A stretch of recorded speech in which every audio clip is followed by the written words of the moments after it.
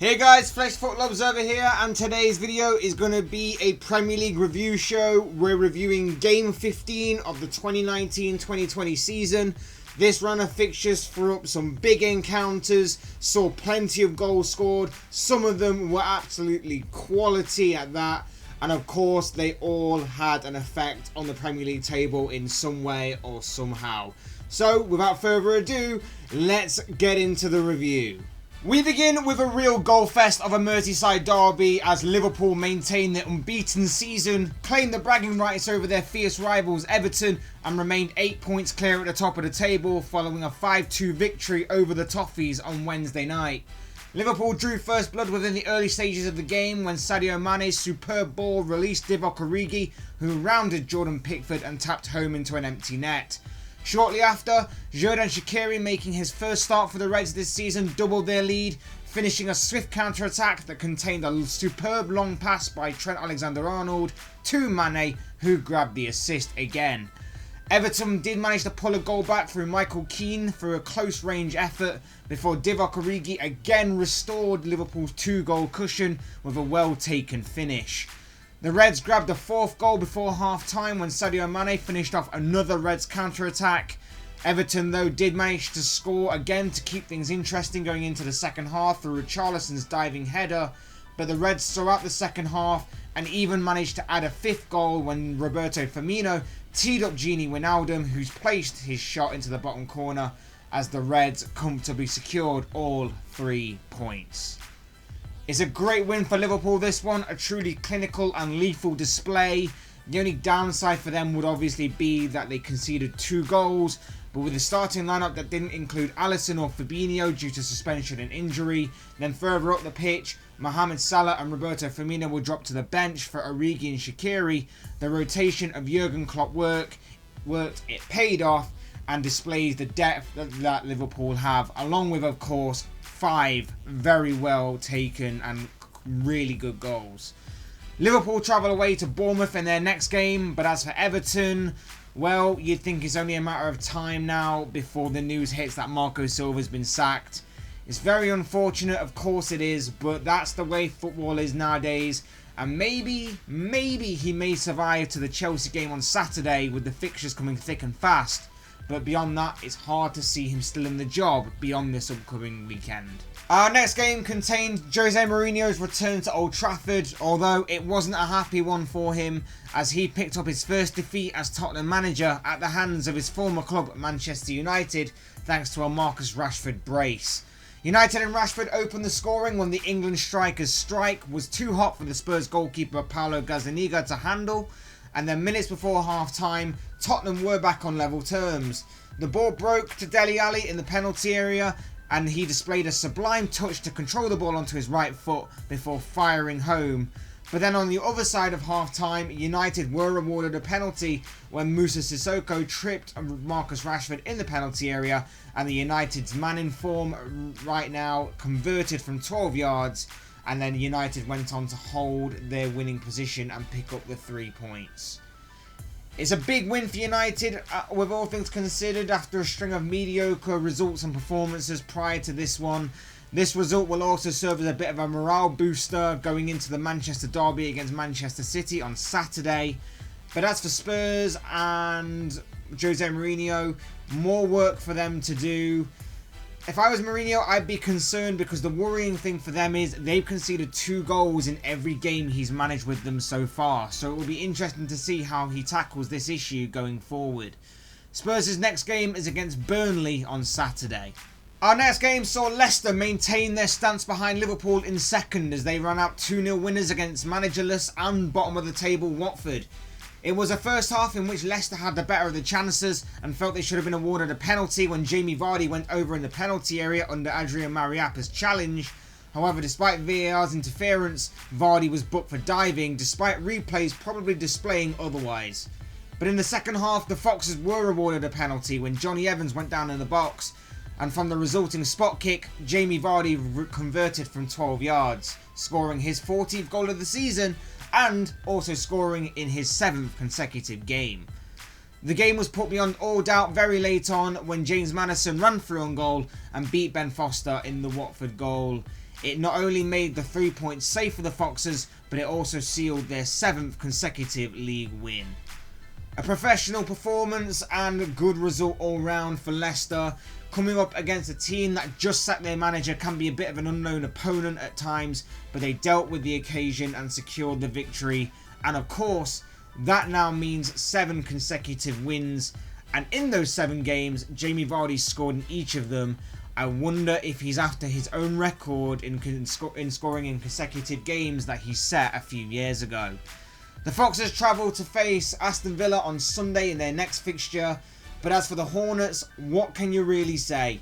They weren't really expected to get anything out of this game, to be fair. They did need to make a manager appointment soon though to have any chance of rescuing this sorry season. And when you look at their next game, it's another tricky one as they host Crystal Palace at Vicarage Road. Next, we're at Turf Moor as Manchester City got back to winning ways after running out 4-1 winners against Burnley on Tuesday night. 24 minutes were on the clock when City broke the deadlock through Gabriel Jesus with a superb finessed effort. Jesus got his second and Manchester City's second of the evening shortly after the restart, ending a good team move by volleying home. Rodri got City's third goal when he lashed home beyond Nick Pope in the Clarets goal, before Riyad Mahrez later on added a fourth to City's tally with a drilled shot into the corner. Burnley did manage to get a consolation goal through Robbie Brady, who fired home when the ball broke to him inside the penalty area, but City were dominant here and deserved the 3 points. A very good victory for Manchester City. I said before the game that this could have been a tricky fixture for them, but they approached it in a professional way, and all in all, they were quicker, they were sharper than Burnley, and scored 4 very well taken and quality goals. The only downside for them obviously would have been not to have kept a clean sheet. City will now turn their attention to the Manchester derby against Manchester United on Saturday, but as for Burnley, they were outplayed by City here, which some may have expected.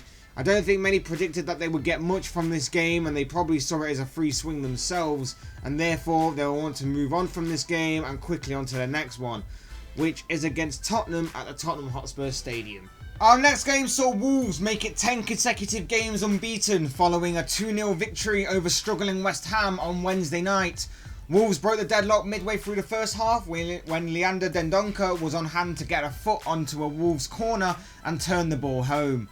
Wolves managed to kill the game off very late on in the second half when Patrick Cutrone fired home, a result that means a clean sheet and the 3 points go Wolves' way, but the pressure is added to both West Ham and Manuel Pellegrini even further. A great win for Wolves, hovering around the Europa League spots currently and just waiting to pounce on any mistake by the current top 4 it seems. And honestly, if they keep playing like this and take their opportunities when they are set up for them, maybe they could be in with a shout of going further somewhere down the line. As for West Ham, their win against Chelsea last week was seemingly prolonged Manuel Pellegrini stay at the club for at least another couple of games. Wolves is never an easy fixture, but good consistency needs to become a factor in this club's progression, and it's just not happening right now. Wolves take on Brighton at the Amex Stadium on Sunday, whilst West Ham will be in action on Monday night when they have Arsenal to contend with. Next on the list, we saw Chelsea get back to winning ways in the Premier League following a 2-1 victory over Aston Villa at Stamford Bridge. It took until the 24th minute of the game to receive its breakthrough when Reece James' cross was met by Tammy Abraham back in the starting lineup and back among the goals for Chelsea, returning to haunt the side he spent on loan with in the Championship last season. The lead lasted until shortly before the interval when Villa equalised through Trezeguet, who bundled the ball into the back of the net, but the Blues did manage to restore their lead shortly after the restart when Abraham teed up Mason Mount, who hit a fierce volley into the back of the net, and from there the Blues saw the game out to claim all 3 points. A good win for Chelsea here against the brave and battling Villa side, back to winning ways in the Premier League for the Blues and Frank Lampard. Abraham back in the squad and among the goals. No clean sheet though, which would have been the only downside to an otherwise great night for the Blues and for their manager. And now they'll turn their attention to facing Everton in Saturday's lunchtime fixture. As for Aston Villa, clearly not the result they were wanting. Performance-wise, it wasn't the best that we've seen from them. They'll just want to move on from this, I'm sure, and they'll have the opportunity to do so when they host high-flying Leicester on Sunday. Our next game of focus saw a bottom of the table clash between Southampton and Norwich go in the Saints' favour as they came out 2-1 winners over the Canaries on Wednesday night. The Saints broke the deadlock midway through the first half when Danny Ings headed home James Ward-Prowse's free kick, and the Saints went on to double their lead shortly before half-time. Another set piece this time was knocked down by Shane Long, and Ryan Bertrand was on hand to turn it home from close range. After the hour mark, Norwich did manage to halve the deficit through Timu Pukki, who fired home from inside the penalty area, but the Saints managed to hold on to the win, record back-to-back wins, and take a huge 3 points from a potential relegation rival. Big win for Southampton this, especially after coming off the back of beating Watford at the weekend. They needed to follow that up by beating another relegation candidate, and that's exactly what they did here. As for Norwich, missed opportunities late on didn't help them, and along with that, they were undone from a couple of set pieces. It all conspired to their defeat here. A poor day at the office all round. They really do need to start accumulating more points on a consistent basis, particularly in these kind of games, but they will move on from this. And of course, both sides will be in action on Sunday at 2 o'clock. Both with the Saints travelling up north to face Newcastle, whilst Norwich will be entertaining Sheffield United at Carrow Road. Our next game of focus saw 10-man Crystal Palace claim a 1-0 victory over Bournemouth at Selhurst Park, and in the process condemn the Cherries to their 4th straight defeat in a row. Inside the opening 20 minutes, Palace were reduced to 10 men when Mamadou Sakho was sent off for a high challenge on Adam Smith. Even with the sending off though, it was a game that created very few clear-cut chances, but in the end, it was Palace who found the winner through Jeffrey Schlupp, who picked up the ball inside the Bournemouth half, drove on into the penalty area and fired the ball into the back of the net. Palace saw the game out to claim back-to-back victories this week. Not the most easy on the eye game you're ever going to see, but Palace won't mind at all. They pick up their 2nd successive league win, and again, Roy Hodgson and his side need to be given credit for how well they've done already this season. And with their next game coming up against bottom of the table Watford, it looks favourable for the Eagles to claim their 3rd win on the bounce.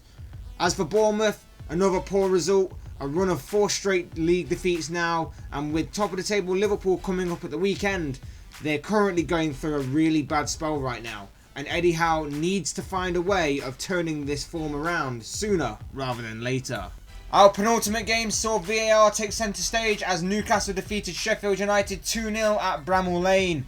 The Magpies broke the deadlock with a quarter of an hour gone when Alan St-Maximin scored his first goal for the club, heading home Javier Manquillo's cross. Martin Dubravka in the Newcastle goal was on fine form, performing a number of quality saves to keep the away side in front before they managed to get their 2nd goal of the game in controversial circumstances. A long ball was played up to Andy Carroll and it was won by the England striker, who flicked the ball on for Jonjo Shelvey to run onto, but the Sheffield United defence all stopped, believing that Carroll was in an offside position when the ball was played to him, as Shelvey slid the ball into the back of the net. However, a VAR check played out, the goal was given, and as it appeared that Carroll was just onside for the goal. It was a goal that killed the game off and sealed the victory and the points for Steve Bruce's side. It's a great win for Newcastle here, obviously, and not only that, but the first goal for Alan St-Maximin at the club.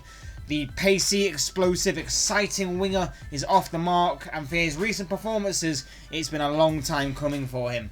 As for Sheffield United, they'll be looking back at some of them chances that they created and thinking they should have maybe took at least 1 or 2. But fair play to Dubravka in the Newcastle goal, he was on fine form. And as far as the 2nd goal goes, you're taught as a kid to play to the whistle, and that's exactly what should have happened there, but didn't. They'll want to put this game behind them when they move on to the next fixture, which is against Norwich on Sunday, whilst Newcastle host Southampton on the same day. And finally, Arsenal's winless run and miserable season continued as Brighton ran out 2-1 winners against the Gunners Thursday night. Adam Webster opened the scoring for the Seagulls 10 minutes before half-time, firing home from inside the penalty area. Shortly after the restart though, Arsenal equalised through Alexander Lacazette, whose looping header from an Arsenal corner found the back of the net. Arsenal thought they went ahead later on in the half when David Luiz swept home from a free kick, but VAR choked off the goal after it was revealed he was offside as the free kick was taken. To add insult to injury for the Gunners, Brighton retook the lead 10 minutes before the final whistle through Neil Maupay, heading home Aaron Moy's cross, a goal which proved to be the difference maker in this fixture and win the game for the Seagulls. Huge problems for Arsenal. I kind of have to ask this. Was sacking Unai Emery was one thing, but was bringing in Freddie Ljungberg in for the 2 games really the plan going forward? Or have they just taken a lot longer than they thought in appointing a permanent manager? It's really chucking him into the deep end for management here, and he's taking over a squad of players who look a shadow of what they can be in a club that's on a decline right now. They really need to appoint someone permanent soon, someone with experience, and someone with a bit of a good pedigree behind them. They'll be hoping for better fortunes in their next game when they take on West Ham on Monday night, regardless of who's in charge. As for Brighton, a great win under their belts here, and they continue to impress with their new manager Graham Potter. They'll be looking for back-to-back wins when they take on Wolves at home on Sunday. And that wraps it up for this Premier League review show, reviewing Game 15 of the 2019-2020 Premier League season.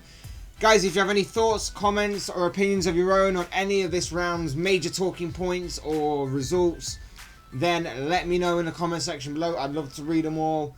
Otherwise, hit the like button on the way out if you enjoyed the video. Subscribe if you're new or want to see more content like this. Both things would be greatly appreciated. And as always, thank you all so much for watching and listening. I've been Fletch, the Football Observer. This has been another Premier League review show, and I will see and speak with you all again soon in another video.